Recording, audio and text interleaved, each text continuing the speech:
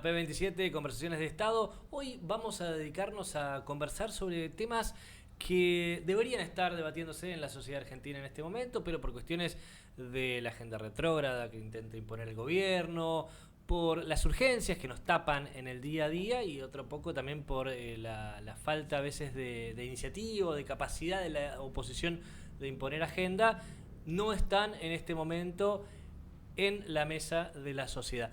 Este programa en este momento va a tratar de ocuparse de cubrir ese espacio y justamente hablar y analizar lo que deberíamos estar hablando.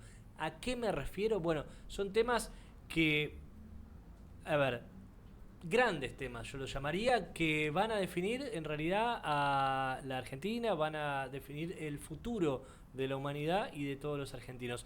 Hoy vamos a intentar avanzar sobre esos grandes temas que tienen que ver con la agenda humana y la agenda argentina.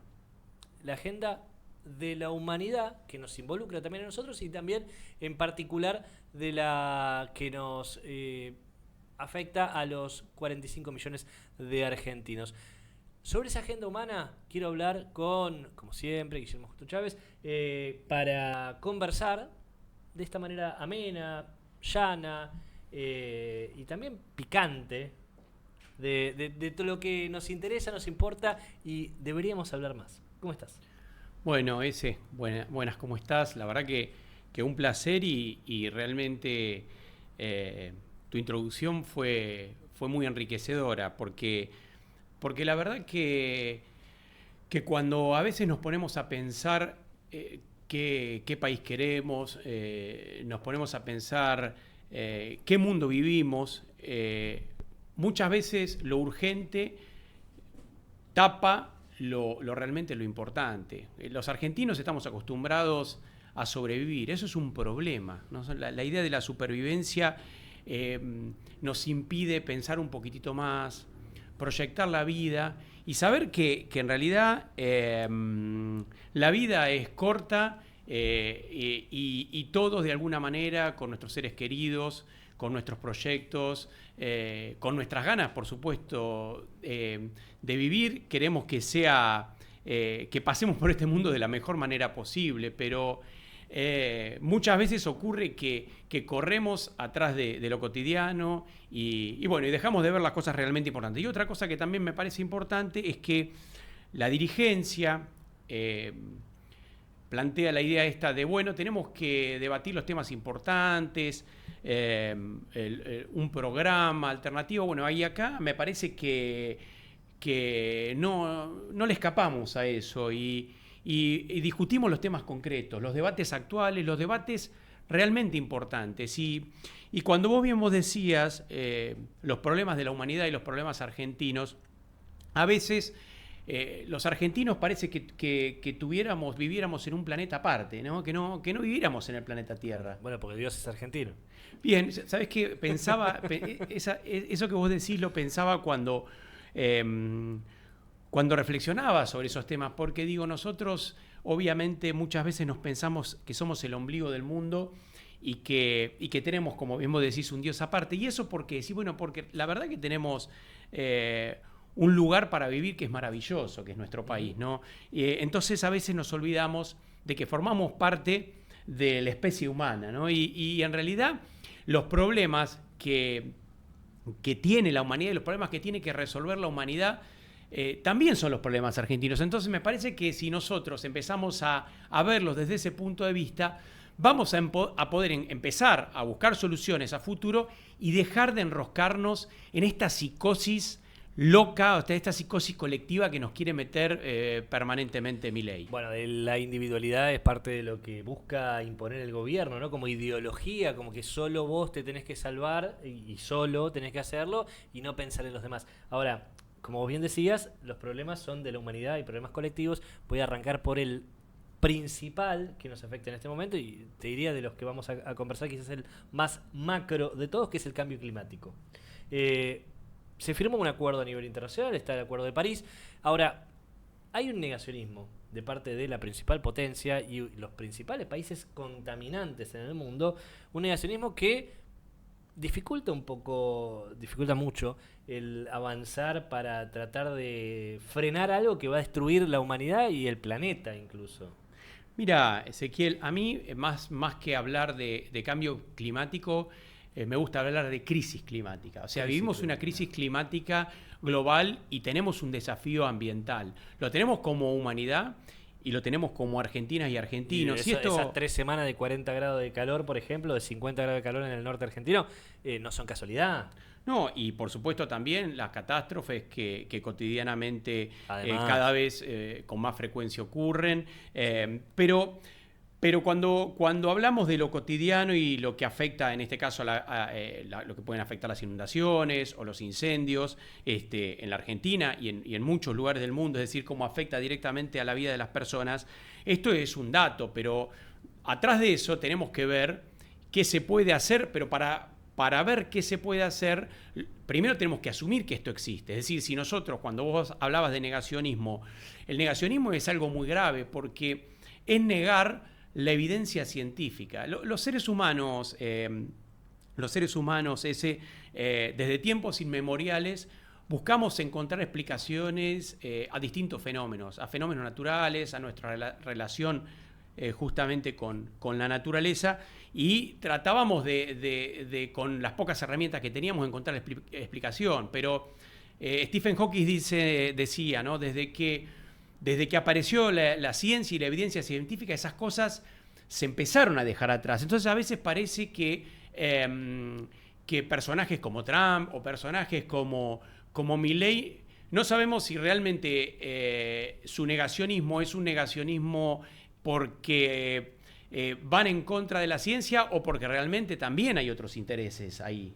como por ejemplo, Los intereses, el de las grandes empresas que le pagan, y el de las grandes que lo financian. el de las grandes empresas fundamentalmente vinculadas a las industrias que contaminan, que ensucian. Es decir, cuando recién hablábamos del Acuerdo de París, que fue el acuerdo que se firmó en el año 2015 por más de 196 países concretamente, Casi todos. en el cual se comprometían, por el Acuerdo de París, los países se comprometían a reducir las emisiones de carbono, bajar lo que se denomina el calentamiento global entre 1,5 grados y 2 grados al 2030, es decir, cuando se toma esa idea de que el aumento de la temperatura del planeta no sea mayor a 2 grados, en realidad el ideal era 1,5 grados que se había planteado, tiene que ver con los registros que se tienen desde la época preindustrial. Entonces, ahí, en ese análisis que se hace desde la época preindustrial hasta ahora, con esas mediciones, lo que se comprueba es que la mano del hombre ha influido en el clima y está influyendo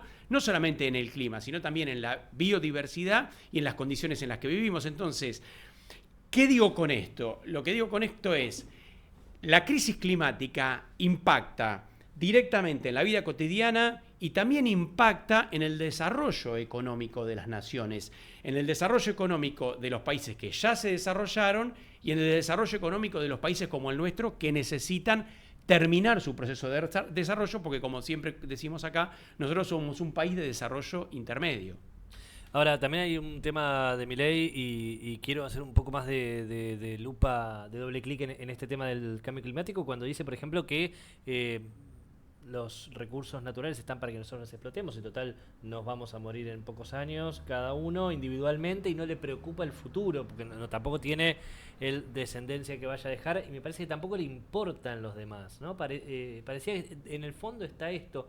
Además, digo, de los intereses económicos, hay un individualismo que hace que no le importe lo ajeno.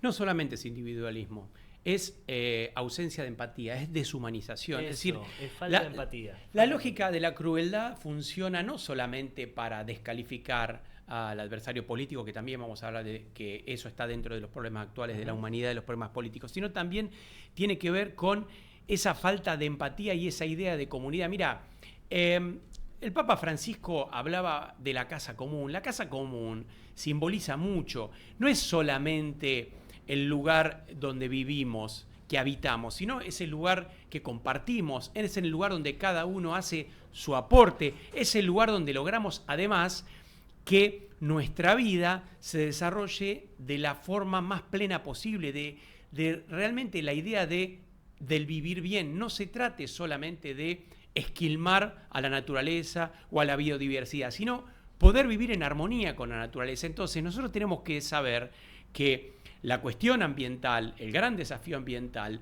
no solamente tiene que ver con que nosotros somos una especie que habitamos el planeta y que como consecuencia de eso somos alguien más dentro del planeta, sino que además de también intentar generarles condiciones de vida para las generaciones futuras, también tenemos que tomar otro tema que es muy importante, ese que es aprovechar estas condiciones de crisis climática, de cambio climático, como un desafío en términos ambientales para poder vivir en armonía con la naturaleza, pero también para desarrollarnos, porque también Argentina, y esto por eso me parece que es importante que lo digamos, en este contexto global, más allá de que esto sea un desafío de la humanidad y un problema de la humanidad, es una gran oportunidad para la Argentina. La transición energética es parte de esa oportunidad. También hay China, bueno, lo hemos hablado acá también en episodios anteriores, pero China está apostando a eso.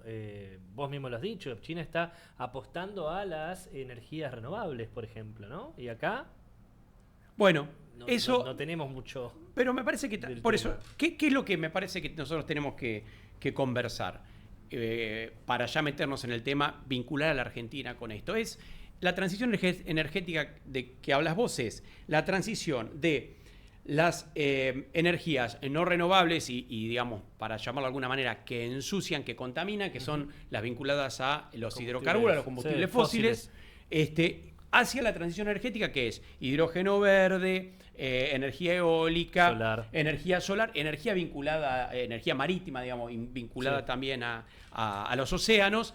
Entonces, todo eso nosotros tenemos esos recursos. Nosotros tenemos que pensar estratégicamente como país, por eso digo, ¿dónde están los debates actuales? ¿Cuál es cuando dice hay que generar un programa? Bueno, uno de los ejes de un programa de gobierno tiene que estar enfocado en esto. Entonces, ¿qué pensamos con respecto a esto? Tenemos la posibilidad de vaca muerta, tenemos la posibilidad de YPF, que es el gran tema que ahora también podemos conversar, pero YPF, digamos, como un eslabón y una transición hacia las oportunidades que nos dan las energías limpias para que la Argentina realmente sea, como ahora quieren decir, quieren ponerlo de moda, un hub energético. Es decir, tenemos esos recursos. Ahora, tenemos que generar clústeres, como a mí me gusta también repetir permanentemente, industriales, alrededor de todos esos recursos, para que todo eso haya una industria atrás de eso, no solamente sea un neoextractivismo, y además meternos, digamos, en el futuro con energías limpias, haciendo un aporte al medio ambiente y al mismo tiempo generar condiciones extraordinarias para el país. Todo eso se puede hacer gracias a que fue estatizado YPF en 2012. Se podría hacer todo eso gracias a que fue estatizado en 2012 YPF, porque si no, en este momento, con el declive incluso que tenía la producción de petróleo en manos de Repsol, YPF hoy no existiría.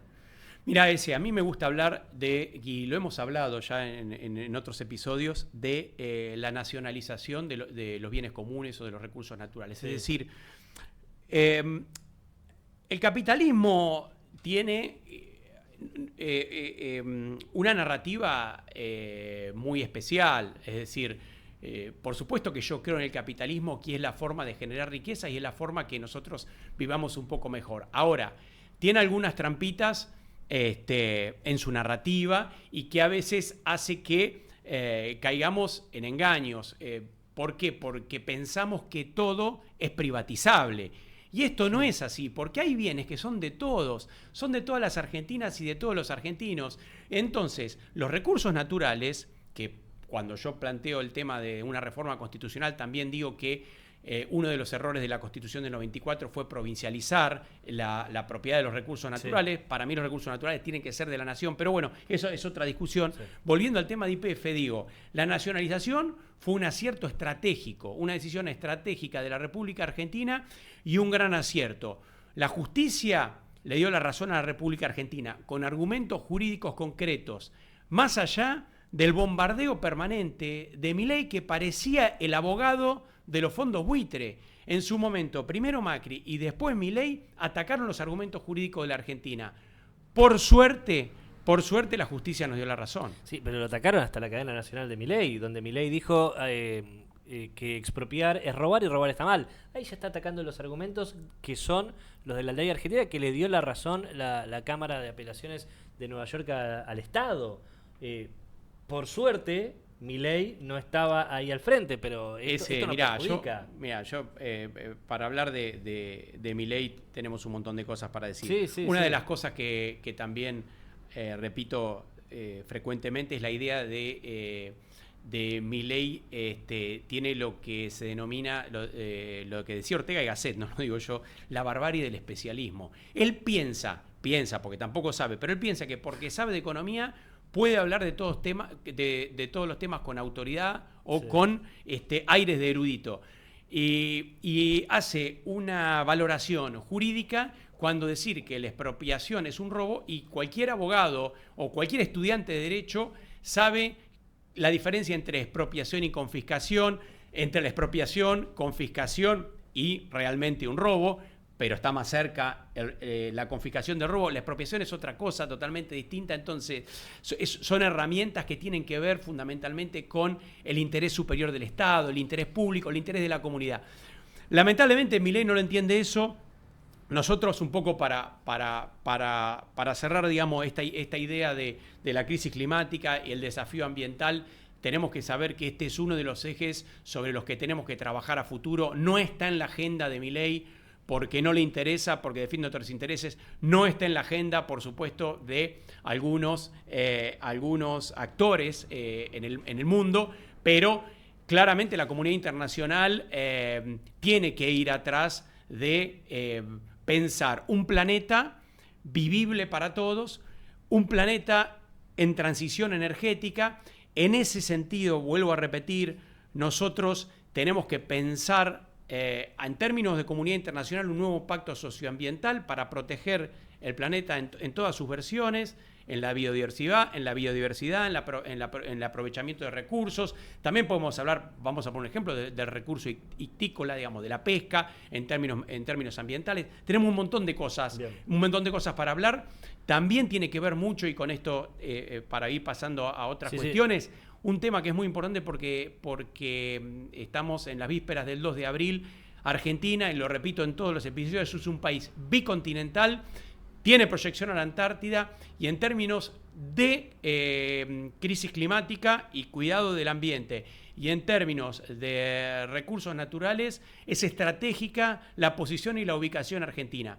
Este gobierno lo pasa por alto, lo soslaya, porque, repito, tiene una mirada neocolonial. Pero si queremos tener una Argentina soberana, una Argentina rica y una Argentina con mirada de futuro, en términos ambientalmente sostenible, tenemos que saber y pensar en esa Argentina bicontinental. De acá te llevo, justamente usando YPF como ejemplo de el valor estratégico que tiene, te llevo a lo que está sucediendo en Medio Oriente, que es una guerra que tiene que ver con estas nuevas disputas que se están dando de poder entre lo que ya es el declive de Estados Unidos y la aparición cada vez más fuerte de otros países que se están imponiendo como potencias. Nosotros ahí entramos de manera quizás un poco informal, a través de las declaraciones del presidente de la Nación, pero o acciones del presidente de la Nación, pero nosotros estamos metiéndonos en lo que es una multipolaridad, vos lo llamás de esa manera, en esta guerra, pero nosotros nos metemos de un lado, de un polo particular, y tiene que ver con todo esto que estamos hablando, porque también tiene que ver con la crisis energética que se está dando en el mundo. Sí, yo vengo hablando mucho de la guerra en Medio Oriente, vengo hablando también bastante del declive de Estados Unidos, también de la guerra tecnológica o comercial de Estados Unidos y China, y en realidad también la importancia de la energía en este contexto de capitalismo global. Me parece que ese es uno de los problemas de la humanidad, y ahora, si querés, volvemos. Hay otros dos problemas más que son muy importantes y que también impactan a Argentina. Uno es lo que se denomina la polarización política, la radicalización política y la crisis de la democracia. Y el otro es los desafíos vinculados a la inteligencia artificial. Esos son los 4 temas de los problemas importantes de la humanidad, que también es el de la desigualdad, pero eso también lo vamos a ver cuando veamos los temas de Argentina. Pero tenemos entonces la crisis climática. Sí. Tenemos la cuestión vinculada a los desafíos de la unipolaridad, multipolaridad, la guerra. Tenemos la radicalización política, la polarización política, las crisis de la democracia. Tenemos la cuestión de la inteligencia artificial. Entonces, la guerra en Medio Oriente, que es uno de los temas, me parece que tiene un futuro incierto. Pero te mezcla los 4 problemas juntos. Pero por supuesto, ¿por qué? Porque la guerra. Pero guerra. A eso voy, porque lo que te quiero decir es que nosotros hoy estamos con la influencia de los avances científicos y tecnológicos aplicados, por supuesto, hoy a la tecnología aplicada a la guerra. Tenemos la radicalización política y la polarización política que hace que desde una mirada realmente... yo no tengo miedo de decir fascistoide o fascista, tanto de Trump como Netanyahu, y actitudes fascistoides que tiene también Milei, y ni hablar de Orbán, porque ellos mismos califican, el mismo Orbán califica su régimen como democracia iliberal, la bautizó de esa manera. Entonces, una cosa lleva a la otra. Nosotros tenemos que tener otro tipo de responsabilidad. Tenemos que hablar, me parece, de que esas tienen que ser nuestras preocupaciones, de saber que la Argentina impacta eso, impacta la guerra, impacta la radicalización política, impacta, por supuesto, en términos de futuro, la influencia de la inteligencia artificial y todo lo que viene atrás de ella, y tenemos que programáticamente pensarnos con esos ejes de debate que estén muy presentes en los planteos que hagamos a futuro. No quiero dejar de preguntarte por esto porque me parece fundamental dedicarle un poco más de tiempo a este tema. ¿Se puede, como dirigente te pregunto, ¿se puede salir de la radicalización?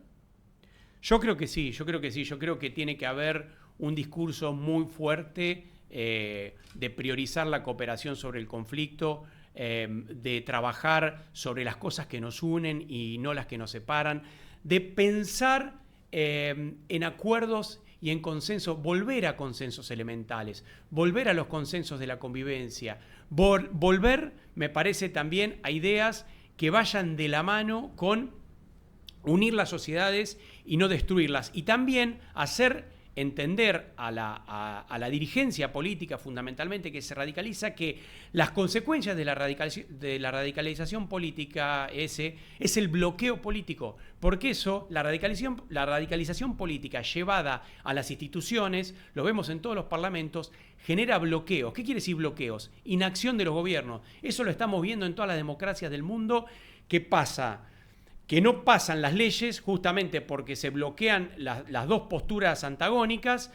Pasa en España, pasa en Estados Unidos, puede pasar acá.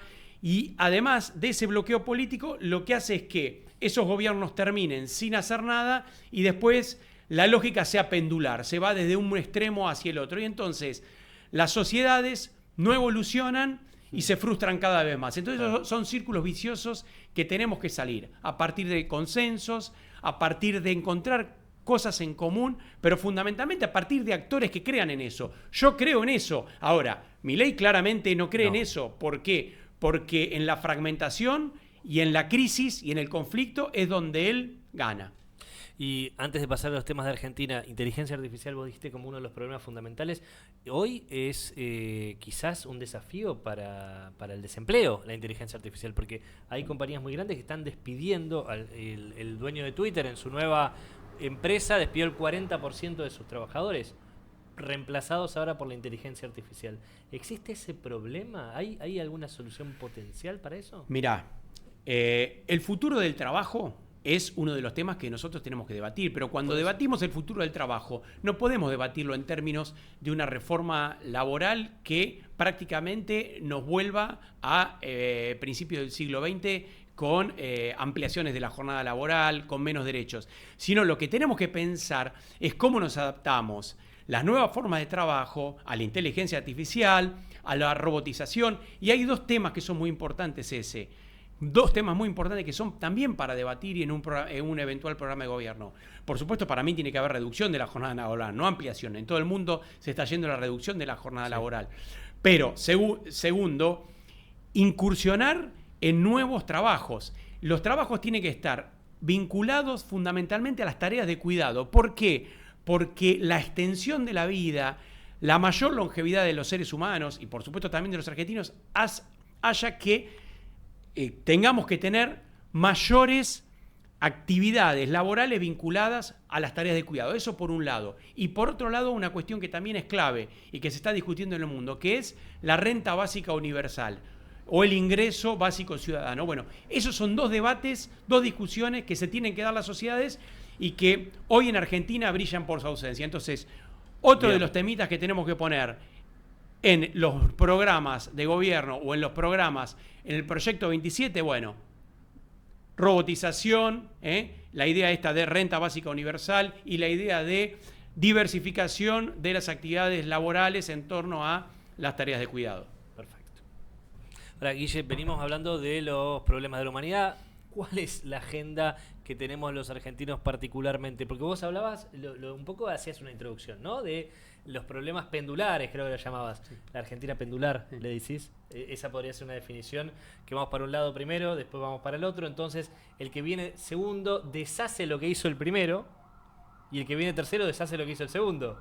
Y así no avanzamos. Uno de los problemas que vos mencionás muy bien y que en realidad está muy discutido, lo discute la academia en la Argentina, la disputa política, la discusión política sobre la grieta, en realidad tiene un trasfondo que no debemos confundir, porque recién hablábamos de el péndulo en términos de radicalización política, es decir, de ir desde un lugar al otro del espectro ideológico que ocurre en el mundo, a partir de la radicalización de las posiciones de las fuerzas políticas como consecuencia de las broncas de la gente que se expresan en forma cada vez más indignante, entonces más radical, digamos, con mayor indignación, ¿no?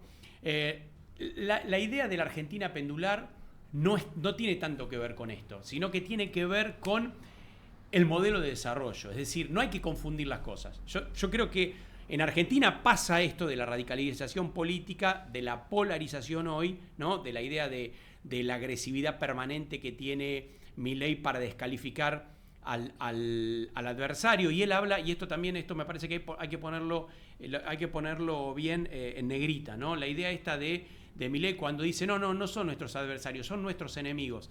Esto es peligroso. Sí. La palabra calificar al adversario político como un enemigo, eso sí es fascista. ¿Por qué? Sí. Porque la diferencia entre adversario y enemigo es que al adversario uno le trata de ganar y al ganarle, con lógica democrática, tratar de llevar adelante su programa de gobierno. La diferencia es que al enemigo uno, la idea sobre el enemigo es el aniquilamiento, es decir, al adversario se le quiere ganar, al enemigo se lo quiere aniquilar. Entonces, la idea de enemigo o de amigo-enemigo, que es un concepto que tiene más de 100 años ya, fue utilizado justamente por las ideologías fascistas para deshumanizar al adversario político y sacarlo del juego. Entonces, eso me parece que es muy grave y me parece que es bueno remarcarlo. Ahora, después con el tema de la Argentina pendular, me parece que nosotros tenemos que tener ahí otra vez una discusión. ¿Por qué? Porque lo que hay es un diagnóstico que viene desde, por supuesto, desde conversaciones que hemos tenido nosotros y que tiene como te decía, la política argentina y la academia, que tiene que ver con, en primer lugar fue el modelo agroexportador versus el modelo industrial,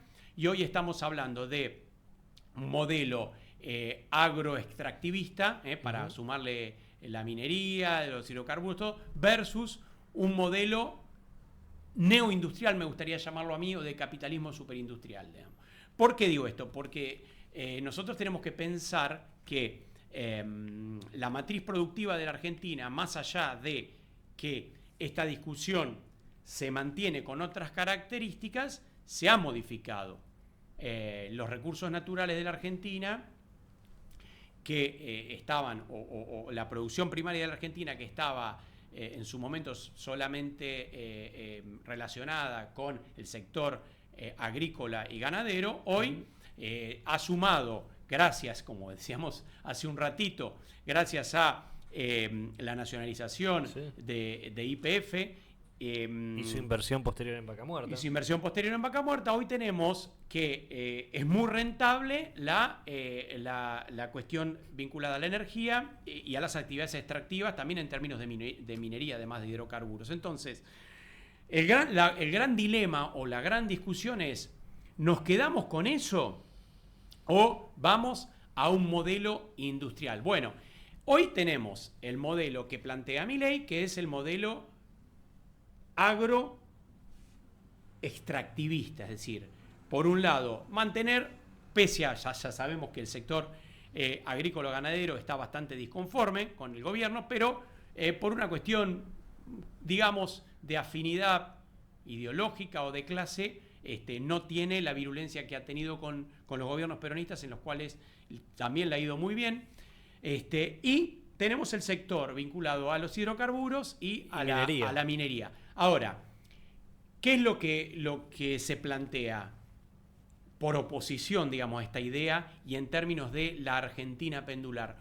El otro modelo, el modelo industrial, el modelo en el cual yo creo que es un modelo que sirve para que la Argentina se desarrolle, no para que Argentina sea un enclave neocolonial. Pero para que se desarrolle incluyendo a los ciudadanos, porque si no quedan afuera. Es una Argentina para 5 millones de personas, la que mencionabas recién, la extractivista, ¿no? Esa sería la salida superadora. Y no solamente eso que vos decís, sino también una Argentina de una amplia clase media. Nosotros tenemos que volver a pensar en esos términos. Nosotros tenemos que volver a pensar en términos de Argentina como un país de clase media o de ingresos medios. Y eso lo podemos lograr. Eso lo podemos lograr a partir de programar ordenadamente, a partir de la planificación del Estado, un modelo productivo con una matriz diversa que tenga en cuenta hoy esa matriz energética, tenga en cuenta también esa beta de actividades extractivas, primero en términos ambientalmente sostenibles y segundo en términos de desarrollo de industrias relacionadas. A mí me gusta siempre poner el ejemplo de Noruega. Noruega era un país, seguramente vos lo sabés porque vos sabés muchísimo de estos temas. Noruega era un país solamente vinculado a la tecnología, a la telefonía, hasta que descubrieron hidrocarburos, digamos, mucho petróleo. No tradicionales porque lo descubrieron offshore, ¿no? Entonces dijeron, bueno, ¿y qué va a pasar ahora? Noruega se va a transformar en una nación meramente extractivista. Es todo lo contrario. Lo que hicieron desarrollaron industrias en torno justamente a los hidrocarburos no convencionales. Entonces, ¿qué ocurrió? Hoy, Noruega es uno de los países con mayores estándares de desarrollo, con una matriz productiva totalmente diversificada, industrias relacionadas, es decir, por eso digo siempre con estos clústeres industriales alrededor de este tipo de actividades. Y no solamente eso, todos sabemos que además Noruega tiene un fondo anticíclico, ¿sí? Como si fueran fondos de pensiones que han creado a partir de los excedentes de dólares vinculados a las exportaciones de hidrocarburos. Entonces, igual que Qatar. No les agarró la maldición del petróleo, que es justamente eso era el temor que tenían, y que sí nos está pasando un poco a nosotros, ¿no? Y sobre eso también quiero ir con vos bueno, a ver, nosotros tenemos que enfocarnos a eso. Esa es una salida superadora. ¿Qué rol tiene que tener el Estado en todo esto? Claro, ahí es fundamental la tarea del Estado. O sea, el Estado tiene que ser el gran organizador. Tiene que ser el Estado... porque ahora no está. Mira, a mí lo que me gustan a veces las metáforas futboleras, ¿viste? Porque generalmente todos somos muy futboleros. Bueno, ahora se acerca el Mundial. Sí. Vos, y esto es muy sencillo, vos podés tener un muy buen equipo de fútbol. En este caso, imaginemos la Argentina. Y... una cosa es que los 11 jugadores, por más que esté De Paul, que esté Messi, que esté todos los muchachos que juegan muy bien, que salgan a la cancha a jugar sin ningún tipo de instrucción, ni de indicación, ni nada. Cada uno su partido. Cada uno juega, pero porque juega más o menos bien. Es decir, imaginemos esto que yo digo, ¿no? Imaginemos un país, tenemos un país con buenos recursos naturales, como es la Argentina, bla, bla, bla, que tiene petróleo, que tiene agua, que tiene campo, que tiene esto, que tiene el otro. Entonces, bueno, dejémoslo a la vera del mercado, a la buena del mercado. Nada, que cada uno haga lo que pueda. Bien, esto sería un equipo sin director técnico. Entonces, seguramente nos volveríamos en primera ronda del Mundial, si fuéramos sin director. Por más que juguemos con Messi, ¿eh? Y esto me parece que todos los que están viendo esto y están escuchando nos darían la razón, porque por algo el equipo se llama la Escaloneta. No se llama la Depolneta ni la Messineta. Se llama, por más que está Lionel Messi, se llama la Escaloneta. Entonces, el director técnico de un proceso de desarrollo de un país es el Estado. Y entonces, por más que él no le guste a Milei, Trump lo entiende bien, porque pone los aranceles, porque direcciona la guerra en términos de sus intereses geopolíticos, además de sus intereses personales por el caso Epstein. China, desde el otro lugar, hace su plan de desarrollos quinquenales y así le va muy, muy bien. Y los países que se desarrollaron fundamentalmente después de la Segunda Guerra Mundial y entre guerra también, tuvieron una planificación del Estado fundamental, orientando sobre ejes estratégicos y programándolo. Bueno, entonces, nosotros lo que tenemos que tener es, volviendo, el segundo gran tema de la agenda argentina, que ya lo hablamos en el programa anterior y le dedicamos todo el episodio, al Estado es ese Estado inteligente, ese Estado que se vincula entonces con esta lógica de la Argentina pendular. Ahí el Estado tiene que estar para decir, no tiene que ser más pendular la Argentina. Argentina tiene que ir con una lógica de síntesis superadora. Esa síntesis superadora. Construir a partir de acuerdos comunes sería la idea. Excelente, excelente. Ahora, vos lo que decís fue unos minutos atrás fue clave, me parece, la clase media, ¿no? Que es eso que nos llena tanto de orgullo a los argentinos por haberla podido construir y porque muestra la movilidad social ascendente, te demuestra que vos podés nacer en una clase social y terminar en otra. Milei lo que tiene de objetivo es destruir esa clase media, porque él habla de que quiere que nosotros vayamos que tenemos de ejemplo Perú, Paraguay, Chile, que son países donde no existe la clase media. O sos pobre y te endeudás para llegar a fin de mes, o sos ultra rico. No hay algo en el medio. Vos lo que necesitas, me decís, como Estado, es coordinar el desarrollo de Argentina, incluyendo a los ciudadanos. ¿Y con qué herramientas para tratar de lograr esta clase media? Mirá, y ya te voy a un tercer punto. Tengo la respuesta, pero antes que nada, hay una cosa que nos olvidamos en estos 2 años y pico de psicosis de Milei. Esta locura que nos plantea, digamos, así como las sociedades actuales, lamentablemente, todos los seres humanos han acrecentado sus problemas de salud mental, bueno, Milei trata de profundizárselo a los argentinos, que es lo mismo que está pasando en Estados Unidos, porque el otro día escuchaba en Estados Unidos los problemas sociales que hay como consecuencia de lo que mete permanentemente, la discordia que mete todo el tiempo Trump en la sociedad. Yo lo que digo que hay una cosa que nosotros nos olvidamos, que la economía debe estar al servicio de los seres humanos, no los seres humanos al servicio de la economía.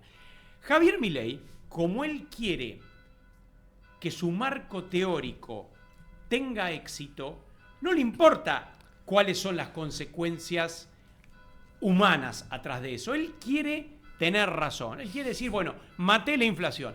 No importa que es la inflación de los cementerios, ¿no? Que no hay seres humanos vivos, o la inflación cero con consumo cero, y como bien vos decís, una desigualdad extrema y pérdida de los puestos de trabajo, de industricidio, etcétera, etcétera, etcétera. Total, a mí los números macro me cierran. No.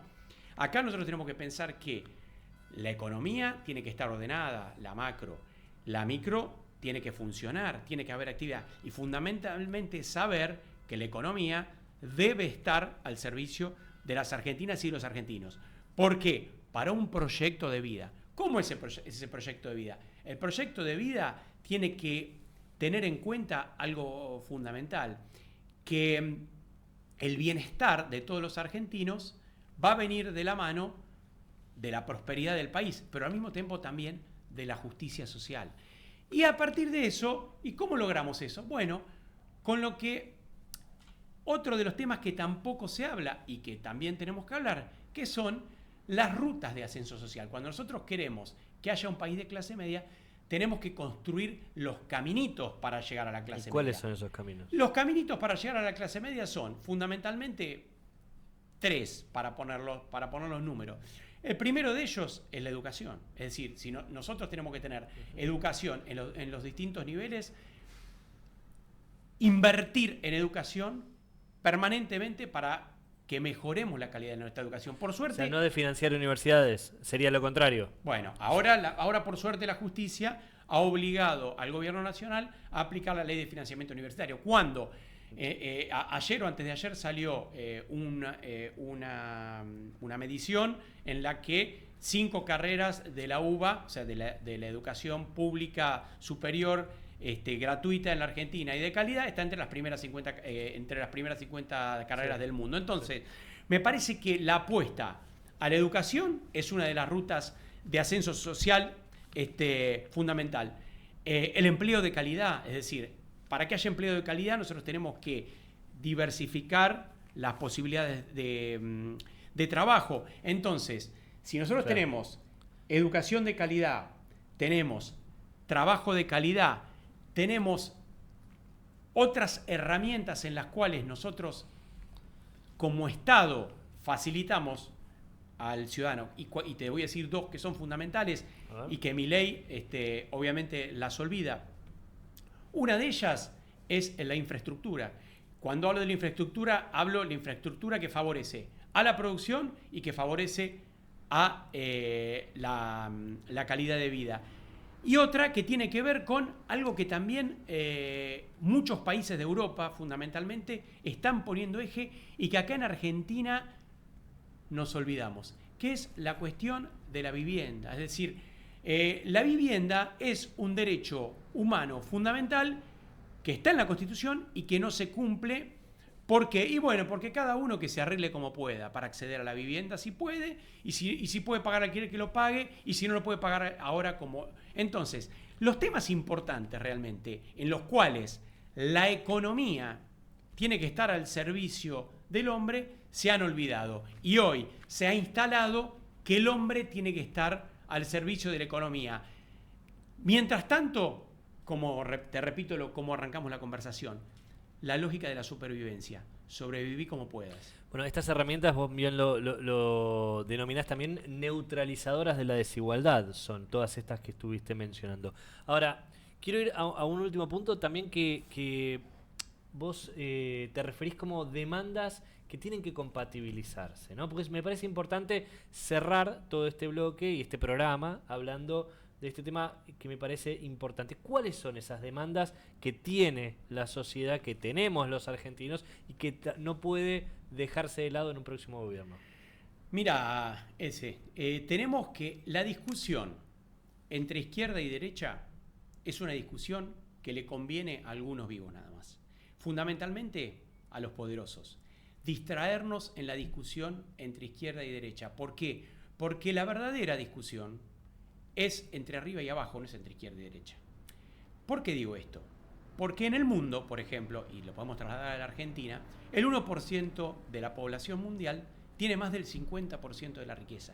Y el otro 99% de la población global tiene menos del 50% de la riqueza. O sea, 1 versus 99 y ese 1 tiene más del 50%. Entonces, eso se traslada, por supuesto, a la mayoría de los países.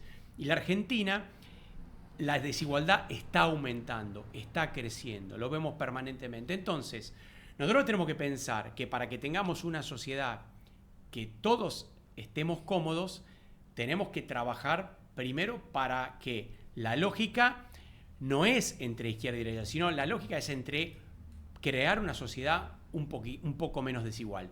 Para eso tenemos que pensar 4 ejes que trasciendan la discusión izquierda y derecha. La primera, la prosperidad. La segunda, el bienestar. La tercera, el orden. Y la cuarta, la seguridad. No, lo podemos nombrar en forma diferente porque algunos de estos conceptos están asociados más hacia el progresismo o la izquierda y algunos de estos conceptos más hacia la derecha. Pero la prosperidad es lo que decíamos hoy, es fundamental para que haya, para que crezca un país y se generen las condiciones para que venga lo que viene después, Ascenso que es social. el bienestar, Y el ascenso ascenso social, el bienestar. Ese bienestar viene de la mano también no solamente de acceder a derechos, sino también de tener obligaciones y responsabilidad y cumplir como ciudadanos. Es decir, la responsabilidad como ciudadano debe estar presente en la medida que también tengamos derecho. Después, hay dos conceptos que han sido asociados a la derecha, pero que tienen que ver con la convivencia armónica, tienen que ver con la idea de comunidad, que es el orden y la seguridad. Es decir, me parece que el respeto a la ley tiene que ser algo que debe ser innegociable. Desde arriba, por eso yo me indigno tanto con el caso Libra, me indigno tanto con lo de Adorni, me indigno que tanto parece con cualquier... que es evidente que es lavado de dinero, pareciera. Digo, si el presidente de la nación no respeta la ley, no respeta a los otros ciudadanos, ¿qué nos queda a nosotros? También, ¿no? Bueno, esto que me parece que lo que vos decís, ¿no? La ley como pacto social, es el gran pacto social la ley. Entonces, si nosotros nos apartamos de la ley, ya sea para utilizar el Estado, ¿no? Para monetizar el Estado o monetizar la presidencia como lo hace Milei o Karina Milei, o al mismo tiempo, más allá de la monetización, puede ser la captura del Estado para hacer negocios. Bueno, después no le podemos exigir a un ciudadano común que deje de pagar impuestos. Entonces, me parece que lo primero que tenemos que volver es a esta idea, ¿no? La ley como el gran pacto social. Los romanos decían, dura es la ley, pero es la ley. Me parece que en la medida que todas las argentinas y los argentinos acordemos que la ley es el gran pacto social, vamos a dar un paso adelante. Prosperidad, bienestar, orden, seguridad. Sí, y después la seguridad. Me parece que la seguridad como un concepto amplio. La idea, nosotros siempre vinculamos la seguridad a la idea de seguridad ciudadana. Y por supuesto que la seguridad ciudadana, los grandes perjudicados de la inseguridad ciudadana son los sectores más vulnerables de la sociedad. Entonces, el Estado tiene que ser el gran protector de los trabajadores, tiene que ser el gran protector de los sectores vulnerables y al mismo tiempo también tiene que generar condiciones para que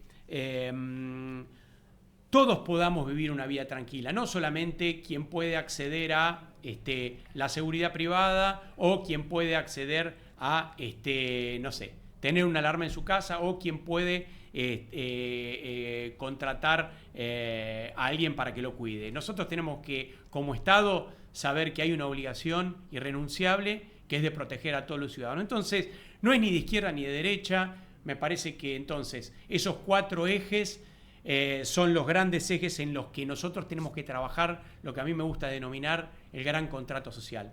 Un nuevo contrato social con esas 4 grandes demandas ciudadanas. Esta es la escucha activa que nosotros tenemos que tener como ciudadanos y me parece que debe ser el gran factor unificador de un programa pensando en el 2027. La agenda argentina, de todos los argentinos, como bien lo comentamos al principio del programa, que está, por supuesto, también atravesada por la agenda humana, que fue lo que conversamos en el primero de los bloques. Gracias, Guille, como siempre, por este debate, no solamente digo de exposición, sino conversar y compartir las ideas. Gracias a vos, y hoy, como siempre, seguramente que avanzamos un poquito más algunas ideas, pero pusimos en blanco sobre negro y sobre el papel ese programa que muchos dicen tiene que haber un programa, bueno, acá tenemos parte de la agenda programática, la agenda humana y la agenda argentina. Gracias. Por favor, completísimo el episodio 4, síganos, les recomiendo, también compartan este video y síganos en redes sociales para no perderse todos los episodios que vamos a estar aquí conversando, debatiendo con Guillermo Justo Chávez. Mi nombre es Ezequiel Orlando, los despido por hoy. Los despedimos por hoy, pero no se pierdan, por supuesto, el siguiente episodio de la próxima semana. Gracias por habernos acompañado. Chao.